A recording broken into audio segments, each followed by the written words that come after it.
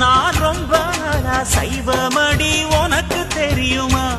நீ கூப்பிட்டதும் ஓடி வர என்னால் முடியுமா?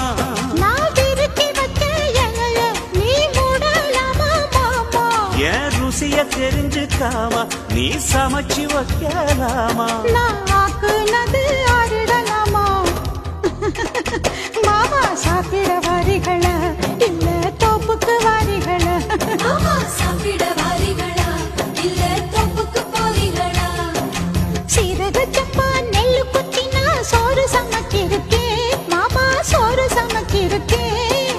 சேலத்து மாம்பழச்சாறு எடுத்து நல்ல ரசமும் வச்சிருக்கேன் மாமா, ரசமும் வச்சிருக்கேன்.